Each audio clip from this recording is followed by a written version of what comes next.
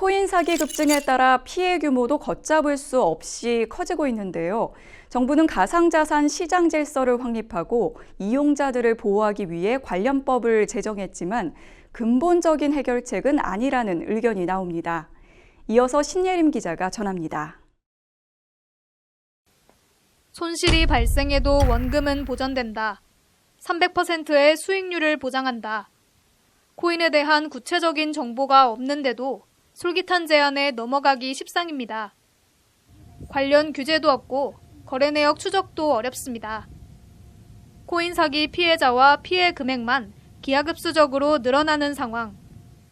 정부는 혼란스러운 가상자산 시장 질서를 바로잡고 투자자들의 피해를 막겠다며 관련 법을 제정했습니다. 가상자산 이용자 보호법, 일명 가상자산법으로 가상자산 이용자의 자산 보호와 불공정 거래 규제 등이 주요 골자입니다. 미공개 중요 정보 이용, 시세 조종 등 불공정 거래를 저지를 시 최대 무기징역의 형사처벌이 가능합니다. 가상자산 사업자, 즉 거래소가 이용자의 가상자산을 안전하게 보호하고 건전한 거래 질서를 유지하도록 의무도 강화했습니다. 거래소가 가상자산 이상 거래를 상시 감시하고 이를 적발할 시 금융당국에 통보하거나 수사기관에 신고하도록 했습니다. 그러나 실효성에는 의문이 따릅니다. 거래소는 기본적으로 거래량에 따른 수수료가 주 수입원인 사익 추구 집단인데다 규모에 따라 감시 능력도 천차만별이기 때문입니다. 규제 범위와 의무는 금융위와의 가이던스에 따라서 될 것이고 그 부분에 한해서 책임을 질 텐데 사익을 추구하는 집단이기 때문에 공익을 위해서 자기들이 자본을 투여하거나 노력을 해가지고 규제를 할 동기는 현저히 떨어진다고 봐야죠. 적당히 금융당국에 눈밖에 안 나는 수준에서 할 것이고 피할 수 있는 만큼 자기들의 의무를 피하는 노력을 하지 않을까. 오는 7월부터 시행되는 1단계 가상자산법에 아직 세부적인 규제가 없어 더 큰 혼란이 야기될 수 있다는 우려도 나옵니다.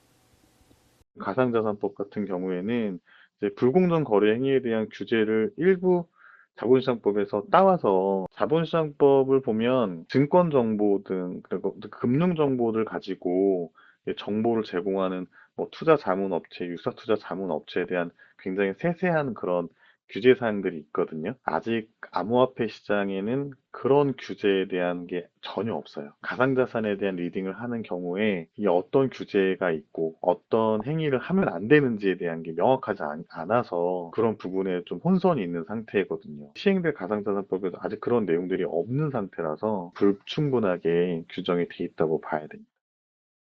정부는 단계별로 가상자산법을 추진할 계획인데 22대 총선에서 여야는 2단계 가상자산법 입법을 공약으로 제시하기도 했습니다.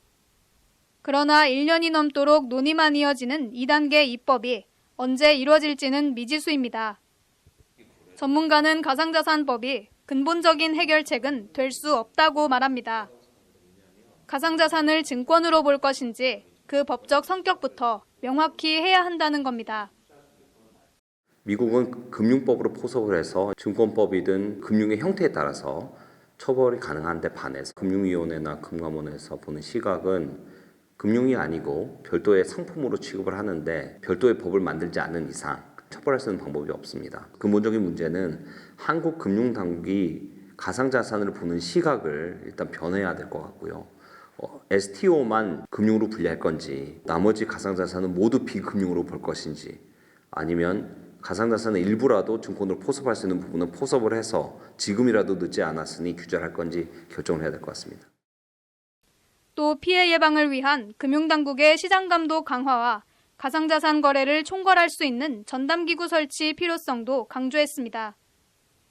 국회로 넘겨질 때는 형사처벌뿐만 넘겨지고 그 시장 감시 감독 기능은 빠진 것이 너무나 아쉽습니다. 2단계 법안이 제정되기 전이라도 하루속히 시장 모니터링 기능이 필요합니다.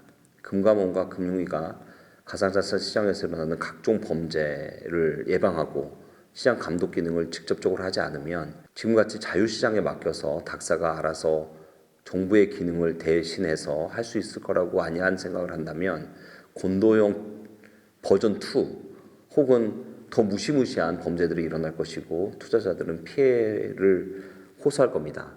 물론 그와 동시에 우리는 2단계 법안을 신속히 만들어서 투자자 보호에 앞서서야 된다고 생각합니다. 경제적 살인이라고도 불리는 코인 사기. 지지부진한 가상자산 법제화 속에서 피해자들의 고통은 여전히 계속되고 있습니다. 법률방송 신예림입니다.